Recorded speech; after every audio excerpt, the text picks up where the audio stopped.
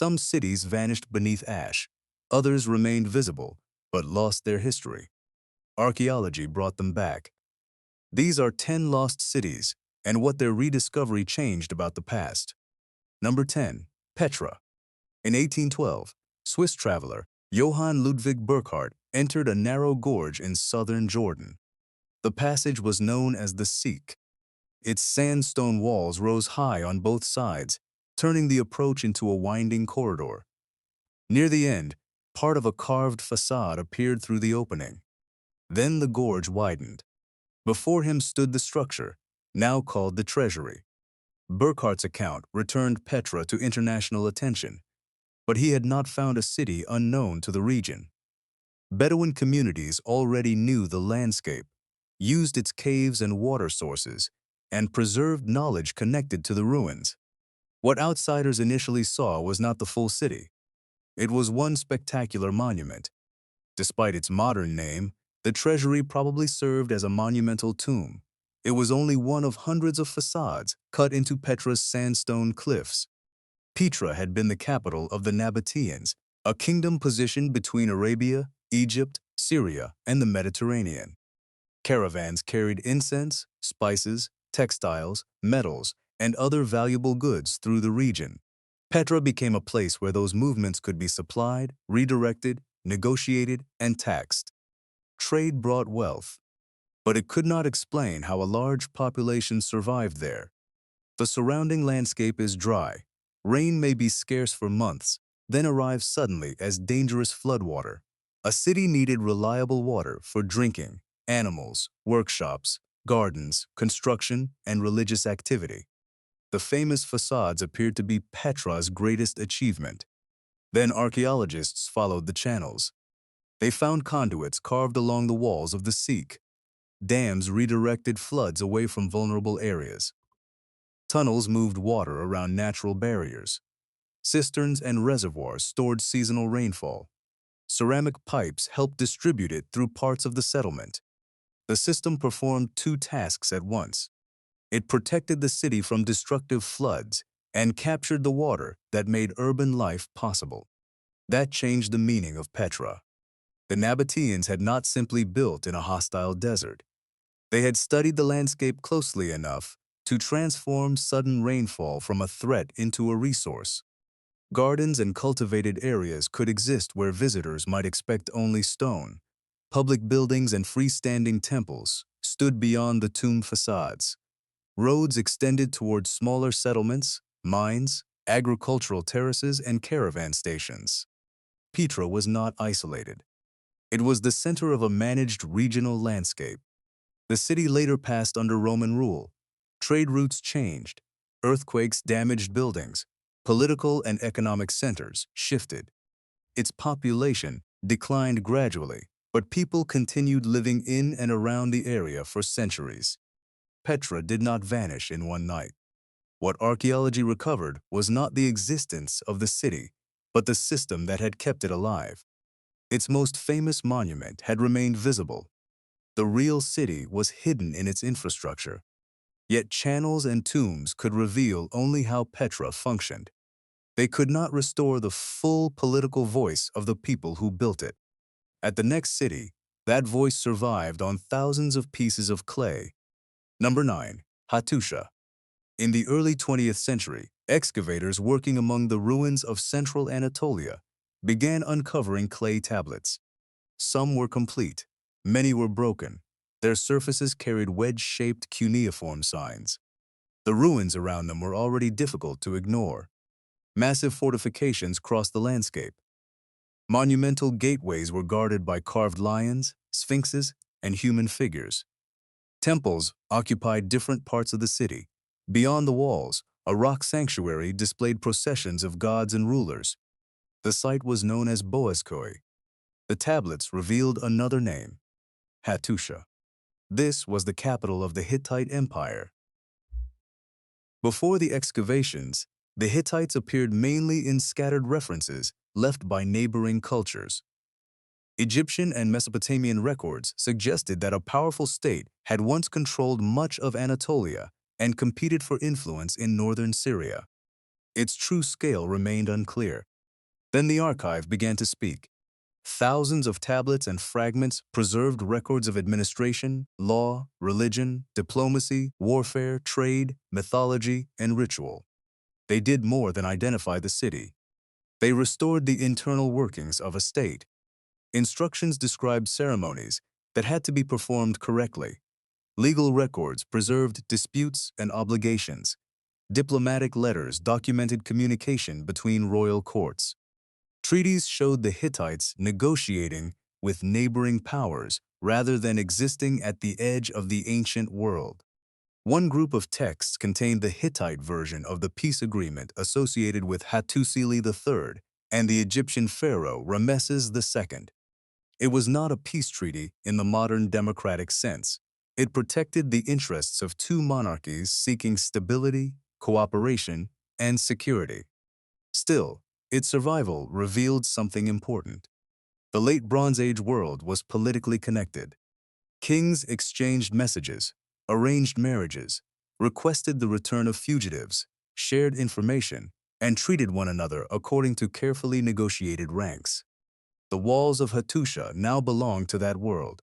Archaeology located temples, royal buildings, storage areas, residential districts, and fortifications. The archive helped explain the decisions made within them. Then researchers noticed another detail. The tablets were written in several languages. Hittite scribes used Hittite, Akkadian, Hurrian, and other languages for different purposes. Some religious texts preserved rituals adopted from communities absorbed into the kingdom. Hattusha was not the capital of a culturally isolated people. It governed a diverse political system. By the early 12th century before the Common Era, that system had broken apart. Hattusha was abandoned during the wider disruption that affected many Eastern Mediterranean and Near Eastern states at the end of the Bronze Age. The precise sequence remains uncertain. External attacks, internal conflict, political fragmentation, disrupted trade, food shortages, and population movement may all have contributed. The evidence does not support one simple night of destruction that explains everything. Instead, it shows a capital losing the network that had once given it power. Centuries later, the walls remained, but the city's identity faded. The tablets reversed that loss. They returned names, laws, gods, enemies, and diplomatic ambitions to the ruins. Hattusha showed that writing could restore the voice of an empire. But evidence does not always disappear because no one can read it. Sometimes it remains in plain sight, and people refuse to accept what it says. Number 8. Great Zimbabwe. In 1995, archaeologist David Randall Maxever examined pottery and buildings at a vast stone settlement in southern Africa. The walls had no mortar. Granite blocks had been carefully shaped and stacked into sweeping curves, narrow passages, platforms, and enclosures. Some walls rose more than 10 meters. The largest complex, now called the Great Enclosure, formed one of the most imposing structures in pre-colonial Africa south of the Sahara. European observers had already seen the ruins. Many refused to believe that Africans had built them. They searched for foreign creators: Phoenicians, Arabs, Egyptians, biblical figures, a forgotten colony from somewhere else. The proposed builders changed, but the argument remained the same. If outsiders had created the city, the ruins would not challenge colonial claims that African societies had been incapable of building organized states. Randall Maxever reached a different conclusion. The objects he examined belonged to the African Iron Age. The city had been constructed by local people. Later excavations confirmed it. Great Zimbabwe developed under the ancestors of Shona-speaking communities. Its main period of political and economic importance lasted from roughly the 11th to the 15th centuries. The city contained three major architectural zones. The hill complex occupied a granite rise above the surrounding landscape. The Great Enclosure stood below, with its high outer wall and distinctive internal passage. The valley enclosures extended between them. Yet the stone walls represented only part of the settlement. Many inhabitants lived in houses made from materials that did not survive as visibly. Archaeologists found traces of floors, posts, domestic activity, agriculture, animal keeping, craft production, and metalworking. The city had never been made entirely of stone. Stone was simply the part that endured. Then researchers examined the trade objects. They found glass beads and imported ceramics linked to regions across the Indian Ocean. Chinese and Persian goods had reached the African interior through coastal trading networks. Gold and ivory moved outward. Local craftspeople worked iron, copper, and gold. Great Zimbabwe was not an isolated fortress. It participated in an exchange system extending from the southern African plateau to the East African coast and beyond. This corrected another colonial assumption. Some writers had treated imported objects as evidence that foreigners must have controlled the city. Archaeology showed the opposite. Local rulers and craftspeople could participate in international trade without surrendering authorship of their own political system. The most recognizable artifacts from Great Zimbabwe are carved soapstone birds. 8 are known. Their precise meaning remains uncertain, although researchers have connected them with authority, ancestry, and ritual. Today, the form of one of those birds appears on Zimbabwe's national flag. An artifact once removed from its setting became a symbol of historical recovery. The city began to decline after the 15th century. Older explanations often blamed a single cause, such as overpopulation, exhausted resources, or collapsing trade. The evidence suggests a more gradual transformation. Political authority may have shifted toward other centers. Trade routes changed.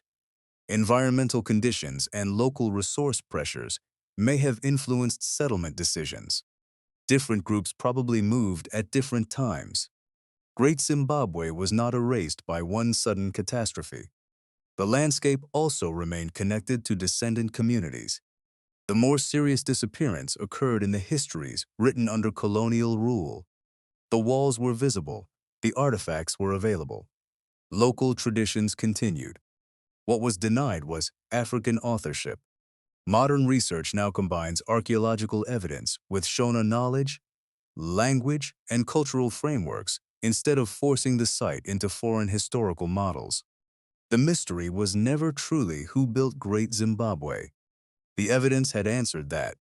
The deeper question was why so many observers needed the builders to be someone else. At Great Zimbabwe, archaeology recovered a stolen identity. At the next city, identity survived in inscriptions, but most of the urban world had disappeared beneath a living forest. Number 7, Tikal. Above the rainforest of northern Guatemala, stone temples rise through the canopy.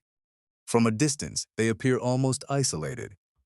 Their summits emerge from a field of green, as though a handful of ceremonial buildings had been placed in an empty wilderness. At ground level, that illusion begins to collapse. Walls continue beneath trees. Platforms appear under roots. Raised causeways cross the landscape. Depressions mark reservoirs. Smaller buildings extend far beyond the main plazas. The temples were never alone. They were the highest points of Tikal, one of the most important political centers of the ancient Maya world. Local communities knew of the ruins long before outside researchers began documenting them systematically. The archaeological rediscovery of Tikal was not the finding of an unknown place. It was the reconstruction of a city whose visible monuments represented only a fraction of its original form. The central zone contains temples, palaces, ceremonial platforms, ball courts, plazas, and carved monuments. Around it spread residential districts, water systems, roads, agricultural areas, defensive features, and connected settlements. Tikal's population depended on a landscape with a seasonal water supply. There are no major rivers immediately beside the urban center. Rainfall had to be captured and stored. Reservoirs became part of the city. Some were created or expanded from quarry areas where limestone had been removed for construction. Material extracted to build monuments helped create spaces that later held water. Architecture and infrastructure developed together. But the buildings revealed only part of Tikal's history. The carved monuments carried hieroglyphic inscriptions. As researchers improved their understanding of Maya writing, rulers once treated as anonymous figures regained names and dates. Inscriptions described royal accessions, alliances, deaths, rituals, and warfare. They also exposed connections reaching far beyond Tikal. In the year 378, the written record describes a major political disruption associated with the arrival of a figure linked to Teotihuacan in central Mexico. The event reshaped Tikal's ruling dynasty and connected the city to one of the largest powers in the ancient Americas. Centuries later, Tikal competed with Calakmul and other Maya centers through changing networks of alliance and conflict. The forest-covered temples did not belong to an isolated priestly society. They belonged to an intensely political world. Settlement surveys then expanded beyond the ceremonial center. Homes, workshops, terraces, reservoirs, roads, and modified landscapes stretched across a much wider area. Remote sensing projects across the Maya lowlands have since reinforced the scale and density of ancient settlement throughout the region. That does not mean every part of the landscape was covered with buildings. Maya urbanism often combined residences, fields, gardens, forests, reservoirs, and ceremonial spaces. The boundary between city and countryside was less distinct than in many modern cities. This changed the question. Tikal was not merely a city surrounded by jungle. The managed landscape was part of the city. By around the year 900, major construction and royal monument production had declined. Population levels fell, and political authority shifted.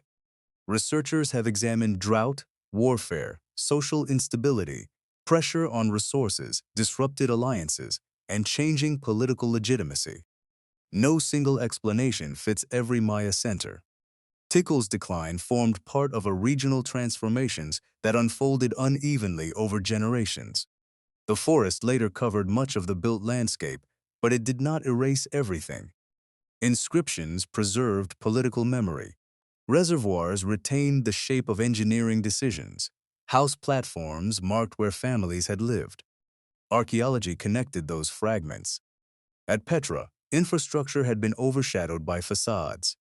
At Tikal, an urban landscape had been overshadowed by temples. But Tikal raised an even larger question. How early had organized cities begun appearing in the Americas? On a desert terrace in Peru, radiocarbon dates pushed the answer far deeper into the past. Number 6. Caral. The first impression is dryness. Caral stands above the Soup Valley of coastal Peru, where an arid desert terrace overlooks a narrow strip of green farmland. From the ground, weathered mounds can blend into the surrounding terrain. Once archaeologists mapped and excavated them, the shapes became architecture. Large platform mounds rose around open spaces. Sunken circular courts marked ceremonial areas. Residential compounds stood near monumental structures. Stairways, walls, and construction phases revealed repeated planning and rebuilding. Then researchers dated samples from the site. The results placed major activity at Caral around 5,000 years ago. That made it one of the oldest known centers of complex society in the Americas. The date challenged older models that placed large ceremonial centers, organized labor, and urban planning in the Americas much later. Caral did not fit those expectations. The site covers hundreds of hectares and contains 6 major pyramidal structures. It was also part of a wider network of settlements in the Soup Valley. Construction required coordination. Workers filled woven plant fiber bags with stones and placed them inside building platforms. The bags helped stabilize the structures while allowing large quantities of material to be moved efficiently. The monuments grew through collective labor performed across generations. But what supported that labor? The valley produced crops, including cotton. Coastal communities had access to fish and shellfish. Exchange connected marine resources with inland agriculture. Cotton was especially valuable because it could be used to make fishing nets. Coastal food production and inland cultivation supported one another. Caral, therefore, did not represent a simple division between farmers and fishers.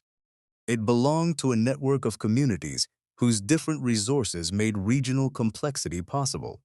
The city also complicates another familiar story. Early complex societies are often explained through warfare, pottery, metalworking, or intensive grain agriculture. At Caral, monumental construction emerged before some of those features became prominent. There is limited evidence for warfare during the city's main development, compared with many later states. That does not prove Caral was peaceful. Weapons and fortifications are not the only signs of conflict, and missing evidence must be treated carefully.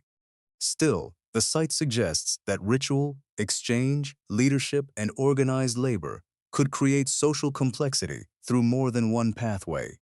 Researchers also recovered a knotted cord object interpreted as an early form of quipu, the recording system later associated with Andean states, including the Inca. Its precise purpose at Caral remains debated. Even so, it raises the possibility that methods of organizing information had deep roots in the Andes. Carroll's monuments were not filled with the royal statues or historical texts familiar from Egypt or Mesopotamia.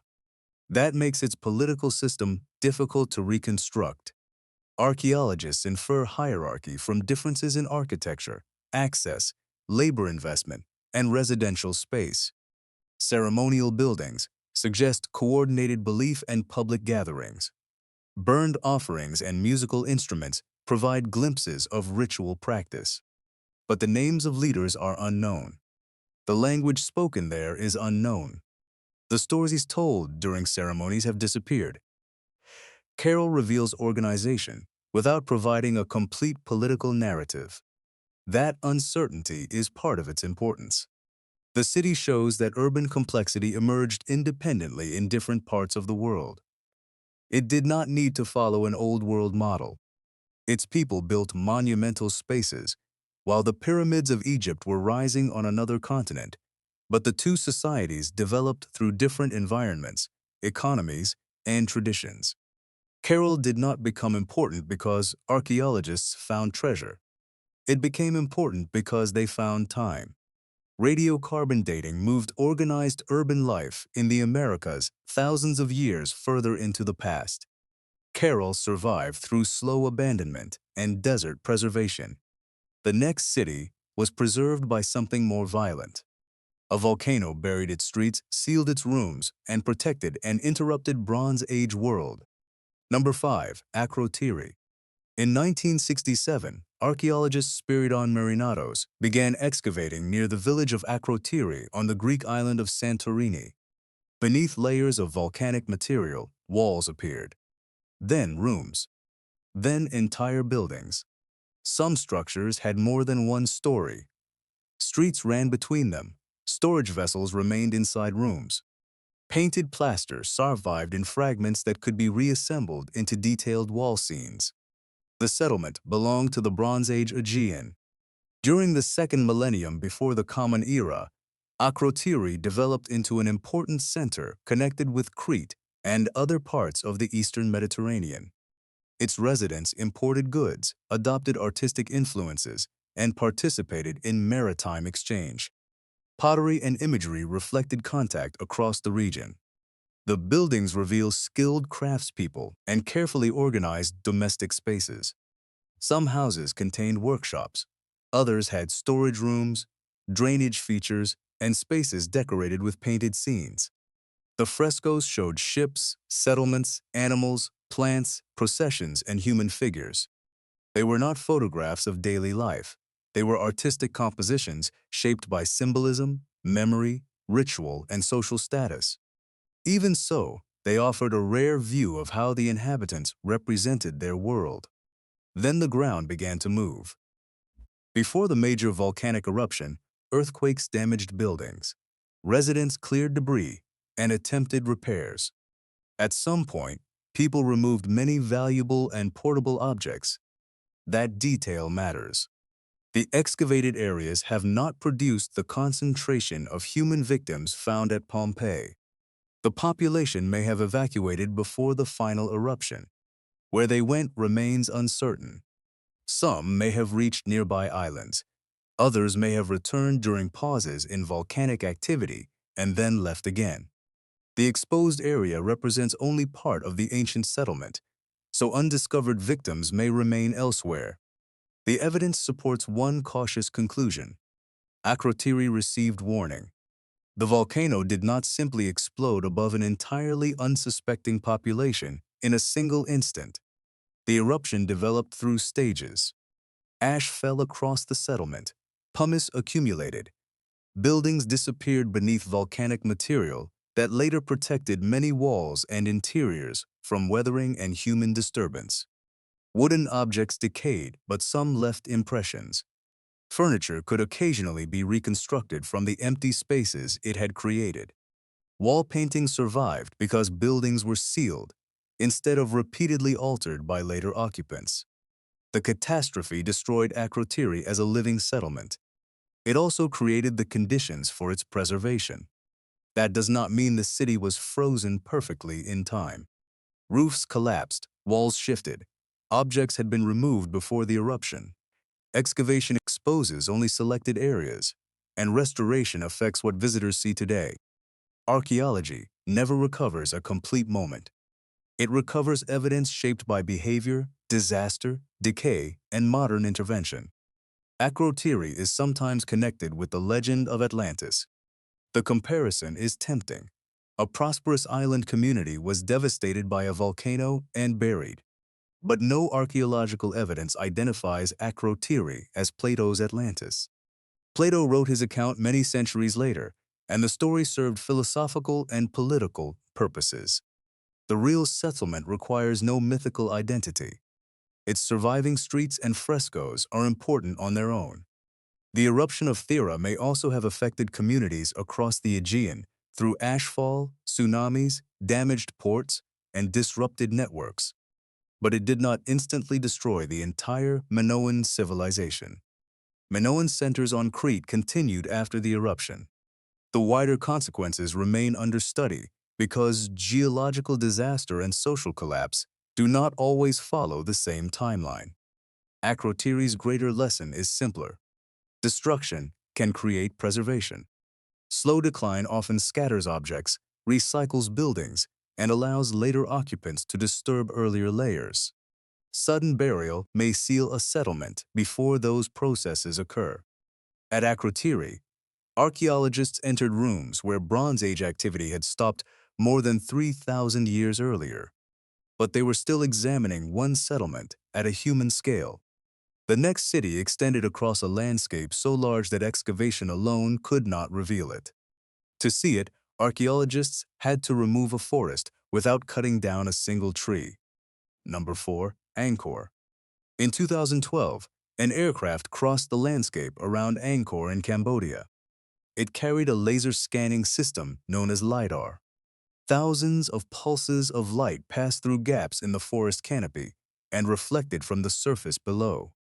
Computers separated signals returned by trees and vegetation from those returned by the ground. When researchers processed the data, subtle shapes became visible. Embankments, ponds, roads, mounds, canals, regular patterns that were difficult to recognize while walking through the forest. The temples of Angkor had never been entirely lost. Angkor Wat remained a place of religious significance. Monks continued using parts of the complex. Local communities lived throughout the region.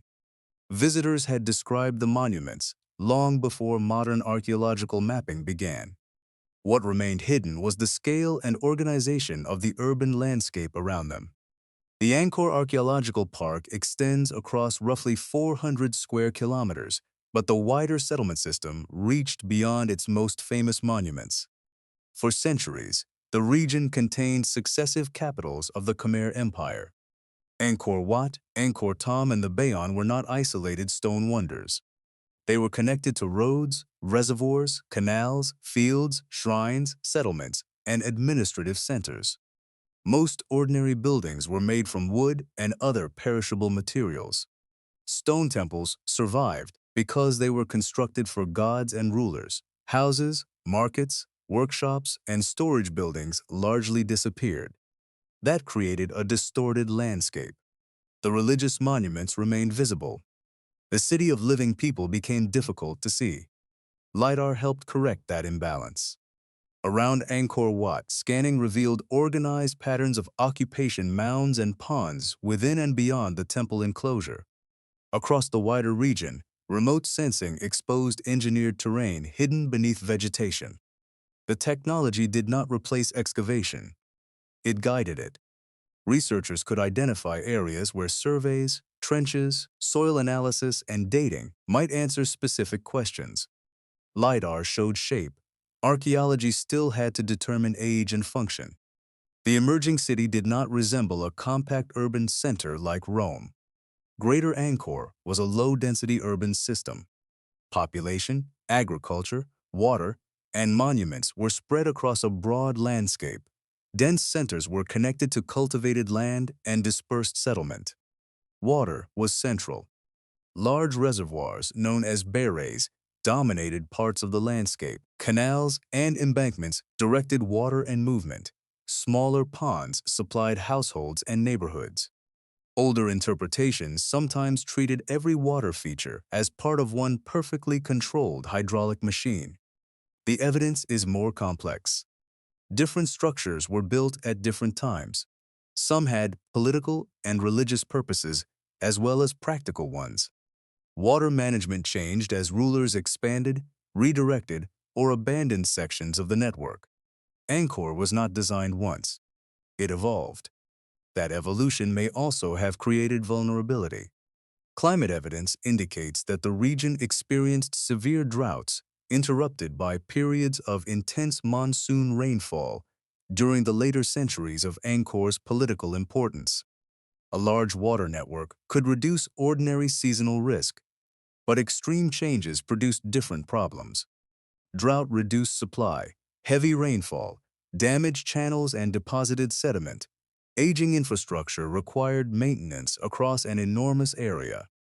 Researchers have found evidence of attempts to redirect water and adapt parts of the system. Some changes may have protected one district, while placing greater strain on another. Yet climate alone did not make Angkor disappear. Political authority shifted toward other centers. Maritime trade became more important. Warfare affected the region. Religious and administrative patterns changed. People continued living in the Angkor landscape after royal power moved elsewhere. There was no single moment when everyone left. The transformation was gradual. That is why calling Angkor a lost city can be misleading. Its major temples remained, communities remained, religious activity remained. What modern archaeology revealed was that those monuments belonged to a vast urban system whose less durable components had faded into the ground. LiDAR did not discover Angkor. It changed what Angkor meant. It also changed archaeology. A forest no longer had to be cleared before researchers could map the surface beneath it. Vast areas could be examined quickly, allowing settlement patterns to emerge beyond individual excavation trenches. But this new visibility created another question. A map can show where people built. Can it explain who controlled the city, what language they spoke, or how they understood their own society? At the next city, the physical plan is remarkably clear. Its written voice remains locked behind a script no one has convincingly deciphered. Number 3. Mohenjo-daro. In 1922, archaeologists examining a Buddhist stupa in what is now Pakistan noticed older remains beneath it. The stupa belonged to a much later period. Below it lay a city built from baked brick. As excavation expanded, streets appeared in an orderly pattern. Buildings stood along lanes that met at near right angles. Wells descended into the ground. Drains ran beside or beneath streets. This was Mohenjo-daro, one of the great urban centers of the Indus civilization. The discovery transformed the history of South Asia. Before excavations at Mohenjo-daro and Harappa, scholars had not recognized the scale of the Bronze Age civilization that once extended across the Indus region and neighboring areas. Mohenjo-daro covered approximately 240 hectares. Only around one-third has been excavated. Even the exposed area reveals a strong concern with water. Numerous wells supplied neighborhoods and individual buildings. Some houses contained bathing areas with sloped floors. Wastewater passed into drains, soak pits, and channels. The system was not modern plumbing, and its effectiveness probably varied between districts and periods. But water supply and waste removal had clearly been built into the urban environment. The streets also reveal planning. Baked bricks were produced in standardized proportions. Similar forms appeared in walls, wells, drains, and platforms. Weights used across the Indus world followed consistent systems. Standardization implies communication and shared rules. It does not automatically reveal who created or enforced them. Archaeologists have not identified an obvious royal palace comparable to those of Egypt or Mesopotamia. There is no securely identified monumental royal tomb. Large statues celebrating kings are absent. One of the city's best-known structures is the Great Bath, a carefully constructed rectangular pool surrounded by rooms and passages. Its brickwork and ceiling materials reduced water leakage. Its exact purpose remains uncertain. Ritual bathing is a leading interpretation because water later held major religious importance in South Asia. But without readable texts, the Great Bath cannot be assigned a precise religious function. Other traditional labels have also been questioned. A large brick building, once called a granary, may not have stored grain. A structure described as a college for priests may have served a different purpose. Those names reflected early assumptions, not confirmed identities. Then there are the seals. Small carved objects display animals, people, composite figures, and short rows of symbols. The Indus script appears on seals, pottery, tablets, and other objects. Most inscriptions are brief. No bilingual text comparable to the Rosetta Stone has been found. Researchers disagree about the script's structure, language, and the way its signs should be understood. Many proposed decipherments have appeared. None has gained broad scholarly acceptance. That leaves Mohenjo-daro in an unusual position. Archaeologists can study how bricks were produced, how water moved, where streets ran, what people ate, and which objects traveled between regions. But they cannot confidently read the name of a resident. They cannot identify a king from an inscription. They cannot translate a law, prayer, or merchant's account. The organization of the city is visible. Its political language remains silent. Even the name Mohenjo-daro is modern. The city's ancient name is unknown. Its decline produced another set of assumptions. Early archaeologists sometimes imagined that an invasion destroyed the Indus cities. Human remains were interpreted as victims of violent conquest. Later research weakened that explanation. There is no evidence that one invading army suddenly eliminated the entire civilization. Instead, urban decline unfolded differently across a large region. River systems shifted, rainfall patterns changed, trade networks transformed, populations moved towards smaller settlements and different ecological zones. Some communities remained. Traditions changed instead of disappearing completely. Mohenjo-daro faced environmental challenges even during its occupation. Flood deposits indicate repeated inundation. Residents rebuilt streets and structures at higher levels. The city was not a fixed design operating unchanged for centuries. It was repaired, modified, and adapted. Today, the exposed ruins face salt damage, erosion, rainfall, heat, and the consequences of earlier excavation. Digging can recover a city, but it also exposes fragile material that had been protected underground. Archaeologists therefore do not uncover everything simply because they can. Leaving areas untouched may preserve evidence for future researchers with better techniques. Mohenjo-daro demonstrates how much archaeology can learn without readable texts. It also shows the boundary that material evidence cannot easily cross. The bricks reveal coordination. The drains reveal priorities. The seals reveal an organized system of symbols. But the identities behind those choices remain uncertain. At the next city, the problem is reversed.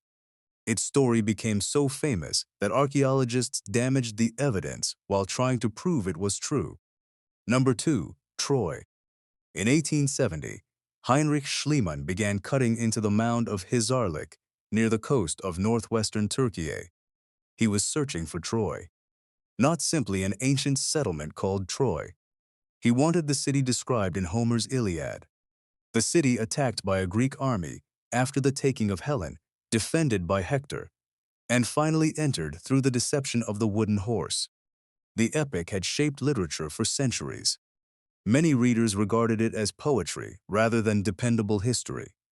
Schliemann believed the landscape described by ancient sources could lead him to a real place. Hisarlik had already been proposed as a possible location. But Schliemann brought money, publicity, ambition, and certainty that he knew what he would find. That certainty became destructive. He drove a large trench through the mound. Later buildings were removed as obstacles. Archaeological layers that would now be documented carefully were cut apart. Schliemann believed Homer's city had to be near the bottom because he assumed the legendary Troy was extremely ancient. Then he found fortifications and a collection of metal objects. He announced that he had discovered the treasure of King Priam. The claim captured public imagination. But the objects came from a settlement now called Troy II, built roughly 1,000 years before the period usually associated with a possible Trojan War. Schliemann had found a real ancient city. It was not the city he believed he had found. And Hisarlik contained many more. The mound formed through repeated occupation. Buildings were constructed, damaged, demolished, and replaced. Walls collapsed. New foundations rose above them. Across thousands of years, one settlement accumulated on top of another. Archaeologists eventually divided the sequence into major levels and many smaller phases. Troy was not one city waiting beneath the soil. It was a vertical history of cities. Some settlements were small. Others possessed substantial walls and connections across Anatolia and the Aegean. Two Bronze Age phases became particularly important to the debate surrounding Homeric tradition. Troy VI contained impressive fortifications and towers. Parts of it were damaged around the 13th century before the Common Era, possibly by an earthquake. Troy VII-A reused and modified sections of the earlier city. Houses became more crowded. Large storage vessels were placed into floors. This phase ended in destruction during the broad period that could fit later Greek memories of conflict. But a matching date does not prove a story. A destruction layer cannot identify Achilles. A weapon cannot confirm that Helen existed. Burned buildings cannot establish that a 10-year siege occurred for the reasons described in a poem created centuries later. Archaeologists can ask a narrower question. Could memories of real Bronze Age conflict in this region have contributed to stories later shaped into the Iliad? That is possible. Troy occupied an important position near the Dardanelles, a passage connecting the Aegean with the Sea of Marmara and the Black Sea beyond. Its location placed it close to routes of exchange, migration, and potential competition. Hittite documents add another clue. They mention a place called Wilusa, which many scholars associate with Ilios, another Greek name for Troy. They also describe political disputes and military tensions in western Anatolia. The documents do not recount Homer's war, but they show that the region contained kingdoms, alliances, and conflicts during the relevant centuries. The legend may preserve distant memories of that political world. It may also combine several events with generations of poetic invention. The evidence cannot close the question. That uncertainty is what makes Troy important. Archaeology did not move the city cleanly from myth into fact. It revealed the space between them. Schliemann's methods became part of the lesson. His confidence attracted attention and helped establish Troy as a major archaeological site. His excavations exposed a long sequence that transformed the study of the Bronze Age. But his determination to reach one expected answer damaged the evidence needed to evaluate it. Modern archaeology is built partly from mistakes like this. Excavation is irreversible. Once soil is removed, its original context cannot be restored. An artifact without its exact layer, location, and relationship to surrounding material loses much of its historical value. The archaeologist does not simply uncover evidence. The archaeologist also destroys its original arrangement while recording it. Troy forced the discipline to confront that responsibility. Later excavations examined the lower town beyond the citadel, refined the chronology, and studied the site's connections with neighboring regions. Troy became larger, older, and more complicated than Schliemann's Homeric target. The greatest discovery was not proof of one legendary war. It was the realization that stories can preserve, reshape, and sometimes overpower the past. Mohenjo-daro had too little readable narrative.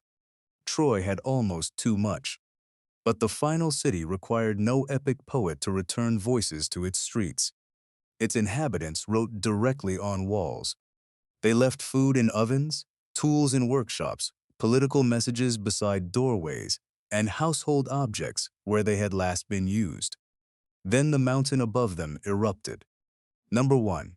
Pompeii.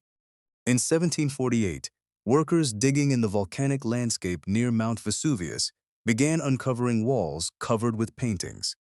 The discoveries were not immediately understood as parts of one complete city.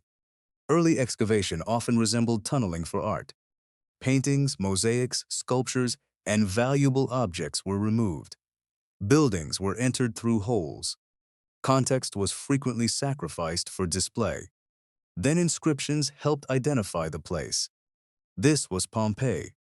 The city had not disappeared from every historical source.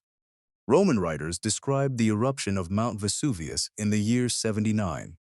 Pliny the Younger later recorded the event in letters, including the death of his uncle, Pliny the Elder. But the physical city had remained buried beneath volcanic material. As excavation expanded, its streets returned to daylight. Houses opened onto them. Shops occupied the fronts of buildings. Public fountains stood at intersections. Stepping stones crossed road surfaces. Wheel ruts marked repeated traffic. Pompeii was not preserved exactly as it had existed during one ordinary moment. The city had a long history before the eruption. Buildings had been renovated, subdivided, repaired, and reused. An earthquake in the year 62 caused extensive damage, and work continued in some areas when Vesuvius erupted 17 years later. What archaeology recovered was a city already changing. Some houses displayed wealth through painted rooms, mosaics, gardens, and large reception spaces. Other residents occupied small rooms behind or above commercial areas. Enslaved people lived and worked throughout Pompeii, often in spaces that are difficult to identify because their lives were controlled by the households and businesses that owned them. The architecture preserved inequality. It also preserved work. Bakeries contained mills and ovens. Workshops produced textiles, metal goods, and other materials. Food and drink were sold from counters fitted with large ceramic containers, although not every vessel held hot meals in the way some modern reconstructions suggest. Amphoras carried wine, oil, fish products, and other goods. Seeds, animal bones, shells, and carbonized food revealed what residents consumed and traded. Then there were the walls. Election notices promoted candidates for local office. Property owners, neighborhood groups, and professional associations publicly offered support. Graffiti recorded names, insults, jokes, romantic messages, commercial accounts, and personal arguments. Some texts were painted carefully. Others were scratched quickly into plaster. Together, they created something rare. A city speaking in voices never intended to become literature. Traditional histories often preserve the words of emperors, senators, generals, and wealthy authors. Pompeii preserved messages written by people who expected them to disappear beneath a new layer of plaster. Instead, the eruption protected them for centuries. The disaster began with an eruption column rising high above Vesuvius. Pumice and ash fell across the region. Heavy material accumulated on roofs. Buildings began to collapse. People made different decisions. Many residents appear to have escaped during the early stages. Others remained inside houses or shelters. Some may have returned to collect possessions. Roads became harder to cross as pumice deepened. The city was not instantly frozen during an ordinary breakfast. The disaster unfolded across many hours. Later, fast-moving pyroclastic currents reached Pompeii. Hot ash, gas, and volcanic material passed through the city, killing people who remained. Bodies were buried. Over time, soft tissue and clothing decayed. In some areas, the surrounding ash hardened while the body left an empty cavity. In 1863, excavation director Giuseppe Fiorelli developed a method for filling those spaces with plaster. Once the surrounding material was removed, the plaster preserved the form of the cavity, once occupied by a human or animal body. The casts are sometimes mistaken for petrified people. They are not. They are archaeological molds, occasionally containing bones, shaped by the final position of a body and the way volcanic material accumulated around it. A little over 100 human and animal casts have been produced. The remains of more than 1,000 victims have been found across Pompeii. Those remains contain scientific evidence. Researchers can investigate age, health, disease, injury, nutrition, and physical stress. Modern imaging allows some casts to be studied without damaging them. The victims also create an ethical challenge. Their forms are visually powerful. Some appear to cover their faces. Others lie close together. The smaller body of a child may be immediately recognizable. It is easy to turn them into symbols and forget that each was an individual. The casts do not represent every resident of Pompeii. They record people who died in particular places and whose bodies were buried under conditions suitable for casting. Many inhabitants escaped and left no comparable trace. The dead are not a complete cross-section of the city. Preservation always selects. Excavation selects again. Only part of Pompeii has been exposed, although the excavated area covers about 44 hectares. Large sections remain underground, protected from some forms of weathering, but unavailable for direct study. The exposed city faces another problem. Once walls and paintings are uncovered, they are vulnerable to rain, sunlight, vegetation, erosion, structural failure, and visitor pressure. Pompeii's survival did not end when archaeologists found it. Conservation became the next stage of the investigation. Modern excavations increasingly record complete contexts rather than extracting only attractive objects. A painted room matters, but so does the material on its floor. A decorated cup matters, but so do the residues inside it. A skeleton matters, but so does the street, doorway, or collapsed roof around it. Context transforms an object into evidence. This approach has changed how people imagine Roman society. Pompeii was not a clean city of white marble statues. Its buildings were brightly painted. Its streets were crowded with people, carts, animals, smoke, water, waste, advertisements, and noise. Its population included citizens, migrants, freed people, enslaved workers, wealthy families, laborers, craftspeople, merchants, women managing property, and children learning the rhythms of city life. Different languages and cultural influences moved through the Bay of Naples. Religious practice extended beyond official temples. Household shrines appeared in homes and businesses. Imported deities and local traditions existed beside public Roman cults. Pompeii was neither culturally uniform nor socially equal. That is why it stands at number 1. Petra preserved engineering. Hattusha preserved the documents of a state. Great Zimbabwe exposed a history distorted by colonialism. Tikal revealed a political landscape beneath the forest. Caral changed the timeline of urban development in the Americas. Akrotiri preserved a Bronze Age settlement through volcanic burial. Angkor emerged at a new scale through remote sensing. Mohenjo-daro revealed urban organization without a readable voice. Troy showed how archaeology negotiates with legend. Pompeii brings those different forms of evidence together.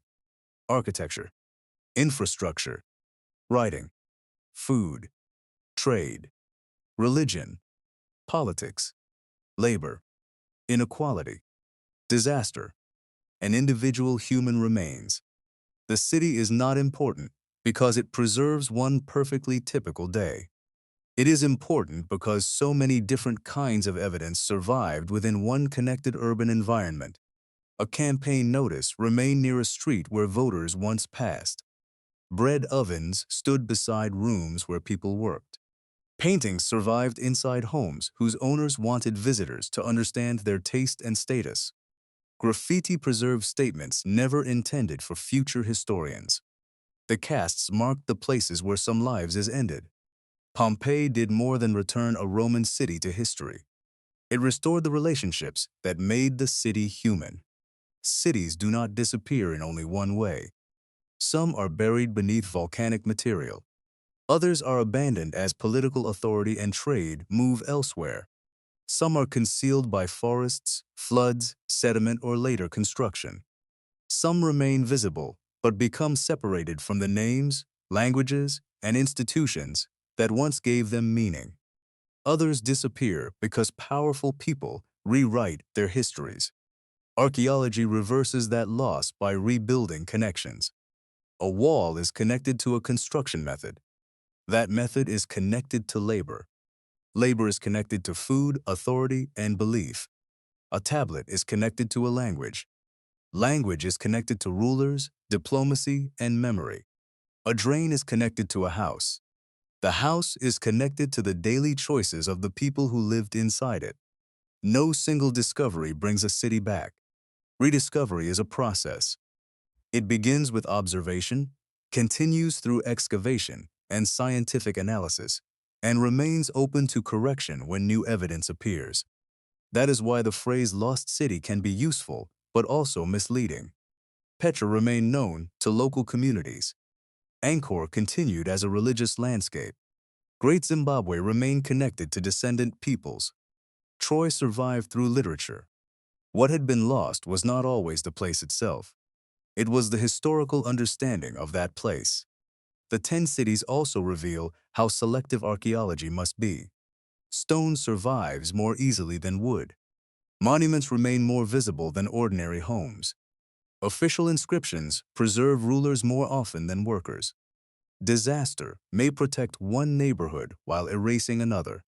Excavation reveals evidence while exposing it to damage. Every archaeological city is incomplete, yet fragments can still transform history. A reservoir can reveal how a population survived. A bead can connect an inland capital to an ocean trade network. A radiocarbon date can move urban history thousands of years further into the past. A line of graffiti can return one ordinary voice. The past does not come back intact. It returns as evidence. Our understanding depends on how carefully we learn to read it. Beneath modern streets, farmland, forests, and volcanic deposits, other cities remain undiscovered. Some may already be visible, but misunderstood. The next discovery may not be a golden treasure or a monumental palace. It may be a drain, a seed, a broken tablet, or a line in the soil that changes the meaning of everything around it. The ruins were never silent. We simply had to learn how to read them.